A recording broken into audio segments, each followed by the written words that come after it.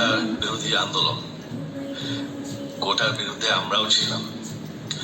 শুরু থেকেই আমাদের সরকার কোটা সরিয়ে দিয়েছে, আমাদের সরকার তাদের সম্পূর্ণ দাবি মেনে নিয়েছে। এটা আদালতের একটা রায় ছিল, এটা আমাদের সরকারের করা ছিল না। তাও আমরা অ্যাপিল করে দ্রুত এই কোটা তুলে দিই। তাতেও আন্দোলনকারীরা সন্তুষ্ট না। আমরা তাদেরকে আলোচনায় রেখেছি। আমরা একটা জুডিশিয়াল কমিশন করেছি যে সংঘর্ষে যে হত্যাকাণ্ড হয়েছে সেটার বিচারের জন্য। অনেক পুলিশ অফিসার যারা অতিরিক্ত ফোর্স ইউজ করেছে তাদেরকে আমরা শরীর সাসপেন্ড করেছি। তাতেও এই আন্দোলনকারীরা সন্তুষ্ট নয়।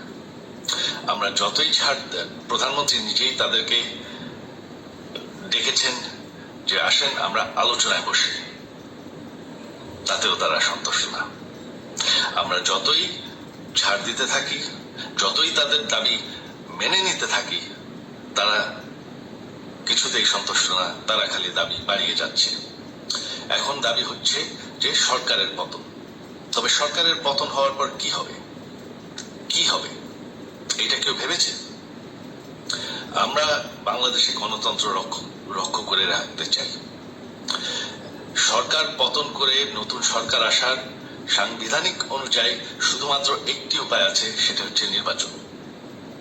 আমাদের সুপ্রিম কোর্ট রায় দিয়েছে যে কোনো অনির্বাচিত সরকার 1 মিনিটের জন্য ক্ষমতা নিতে পারবে না।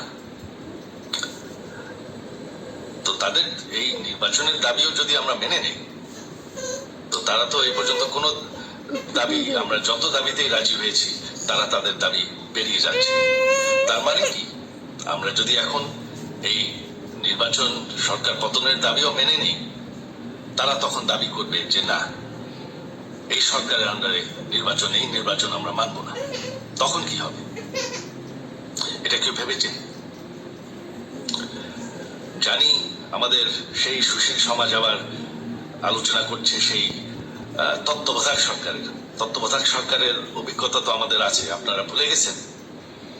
সেই তত্ত্বাবধায়ক সরকারকে নষ্ট করে দেওয়া হয়েছিল বিএনপির আমলে ইলেকশন রিগ করার জন্য। তারপর যখন আরেক তত্ত্বাবধায়ক সরকার আসলো, দেশের কি অবস্থা হয়েছিল? শেষমেশ সব থেকে বড় কথা যে আমাদের সংবিধানে স্পষ্ট বলা আছে এবং আমাদের সুপ্রিম কোর্ট রায় দিয়েছে যে অনির্বাচিত সরকার 1 মিনিটের জন্য দেশের ক্ষমতায় থাকতে পারবে না। আমরা আওয়ামী লীগ, আমরা আন্দোলন করেছি, আন্দোলন করে এই দেশকে স্বাধীন করেছি, আন্দোলন করে গণতন্ত্র ফিরে এনেছি, আন্দোলন করে আমরা দেশের উন্নয়ন করেছি। আপনারা যে বঙ্গবন্ধুর মেয়ে শেখ হাসিনার বিরুদ্ধে বলছেন, আজকে শেখ হাসিনা না থাকলে বাংলাদেশ এতদূর আসতে পারত? অসম্ভব। কেউ কল্পনা করতে পারে নাই যে বাংলাদেশ এরকম উন্নতি করবে, এরকম উন্নয়ন হবে।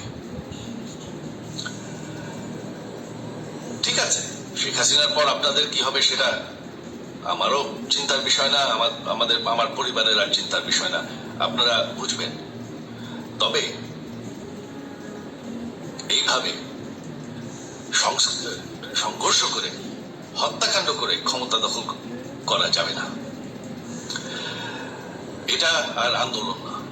যখন পুলিশ হত্যা করা হচ্ছে, নিরীহ মানুষের উপর হত্যাকাণ্ড চলছে, মানুষের বাসায় আগুন দেওয়া হচ্ছে, জার্নালিস্টদেরকে হত্যা করা হচ্ছে, এটা হয়ে গেছে সন্ত্রাস।